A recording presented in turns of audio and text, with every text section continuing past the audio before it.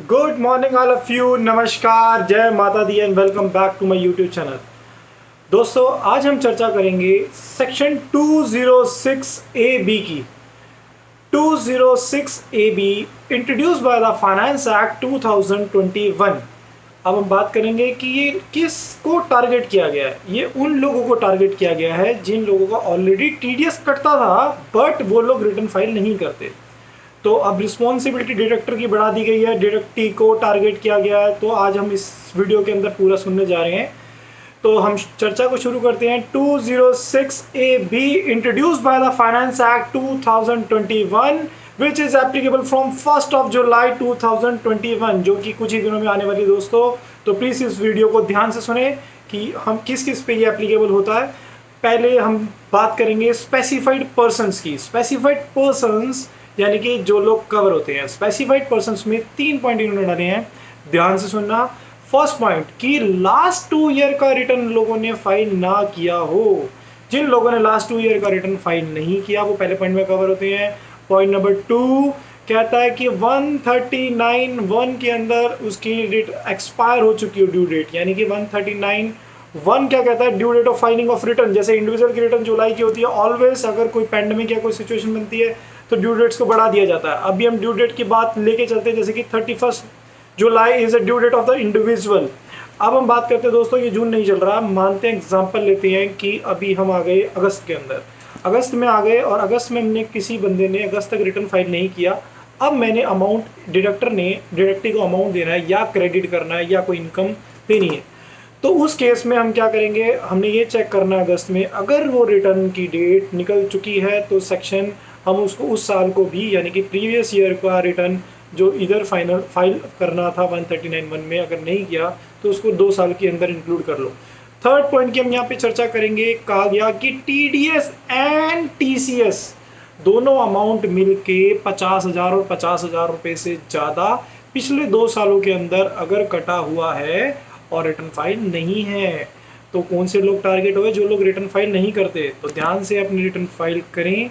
ये section prompt करता है, ये सेक्शन फोर्स करता है कि उन लोगों को टारगेट करता है कि लोग ज़्यादा से ज़्यादा रिटर्न फाइल करें। कई लोगों के इनकम टैक्स के पास कई रिटर्न्स ऐसी आती हैं, कितनी रिटर्न्स हैं जिसमें टीडीएस कटा हुआ है बट उनकी रिटर्न्स ही नहीं आती हैं, तो क्या जजमेंट करेंगे लोग।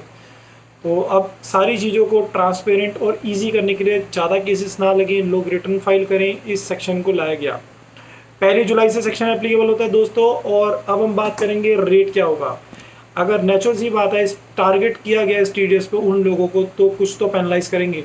तो पेनलाइज करने के लिए उनको हायर रेट में डाल दिया ताकि हायर रेट कटेगा तो बट नेचुरल हो सके वो रिटर्न भरेंगे। अब हायर रेट क्या है, यहाँ पे भी 3 पॉइंट डिस्कस किए गए हैं दोस्तों। पहला, twice the rate in the specified provision. Like 94C कहता है कि भैया आपका कॉन्ट्रैक्ट में 2% टीडीएस कट रहा है या 1% कट रहा है, तो उसका ट्वाइस यानी कि 2 का 4, अब हम उस लोगों का 4% टीडीएस काटेंगे। दूसरा पॉइंट कहता है कि twice the rate in force. Income tax में सेक्शन है, सेक्शन 2 सब क्लॉज 37A, वो कहता है रेट इन फोर्स की बात करता है कि न्यू सेक्शन इंट्रोड्यूस अगर होता है, वो रेट इन फोर्स में चल रहा है, यानी कि हमें जब वो वाला सेक्शन एप्लीकेबल होता है या डीटीए के प्रोविजंस कहाँ आते हैं, तो उस केस में वो रेट इन फोर्स होता है, उसमें जो भी रेट डिसाइड होता है उसका ट्वाइस। अब थर्ड पॉइंट यहाँ पे डिस्कस करेंगे, एट द रेट ऑफ 5%। जी हाँ, ये 5% क्यों लिखा गया है यहाँ पे।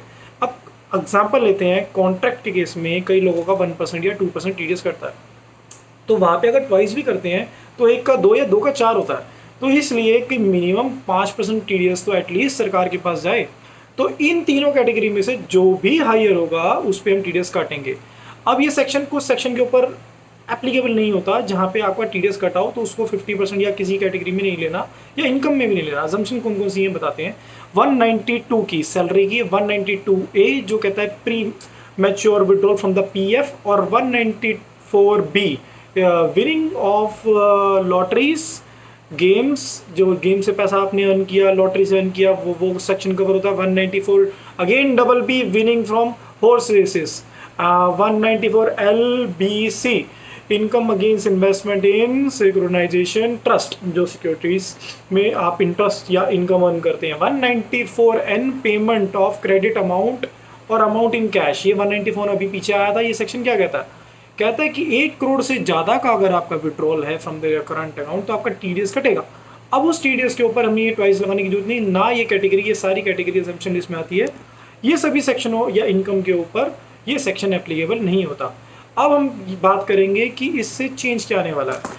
डिडक्टर को ध्यान रखना है, उसने अपने डिडक्टी से यानी कि अपने वेंडर और क्रेडिट कस्टमर जब भी लॉगिन करते हैं तो दो चीज़ें इन्फॉर्मेशन और बढ़ाएं अपने कस्टमर लॉगिन में। नंबर 1, लास्ट 2 ईयर्स की रिटर्न मांगें, अगर नहीं फाइल हुई है या पैन नंबर से चेक करें, नहीं फाइल है तो ये सेक्शन एप्लीकेबल फोर्सफुली करें। सेकेंड चीज जो जरूरी चाहिए 26 AS, अगर रिटर्न फाइल नहीं है तो हमें 26 AS भी देखना पड़ेगा। लास्ट 2 ईयर्स का हमें ये एनालाइज करना है कि 50,000 रोज से ज़्यादा का TDS एंड TCS है या नहीं है। अब एक और चर्चा लास्ट फाइनलाइज हम करेंगे, लोगों को कन्फ्यूजन भी होगी कि 206 AA भी है और A भी है और पैन नंबर नहीं आया तो क्या। 206 ध्यान से सुनना क्या कहता है। 206 कहता है कि अगर आपके पास किसी ने पैन नंबर नहीं दिया या है नहीं तो हायर रेट काट दो 20%। अब उसको भी रखना है सेक्शन को ध्यान में, और 206 AB को भी रखना है। इस दोनों कैटेगरी में जो भी TDS का हायर रेट आता है, एग्जाम्पल तो जैसे कि 194C में 5% इस सेक्शन में आया, 206 AB में 2 का 4 किया और 5% हायर में लगाया, 200 इसमें कवर हुआ 206 AB में 5%। बट 206 AA कहता है कि पैन नंबर ही नहीं है तो 20% काटो, तो आपको वहीं जाना है। ये कहने का मतलब ये 206 AA 206 AB whichever is higher, तो आपने वो TDS काटना है। तो डिडक्टर की कुछ रिस्पॉन्सिबिलिटी बढ़ने वाली है। ये वीडियो ध्यान से सुने डिडक्टर भी और डिडक्टीज जिनका TDS कटता है, तो file your return on time so that आप एक हायर फोर्स सेक्शन में ना जाएं और डिडक्टर की रिस्पॉन्सिबिलिटी ना बने कि आपका TDS ज़्यादा काटा जाए, वर्किंग कैपिटल आपकी ज़्यादा ख़राब ना हो। I hope you must like this video. Please subscribe the same, and I wish all stay at home and have precautions all these days. Right now, take care of your health and family first. All the best. Take care. Bye.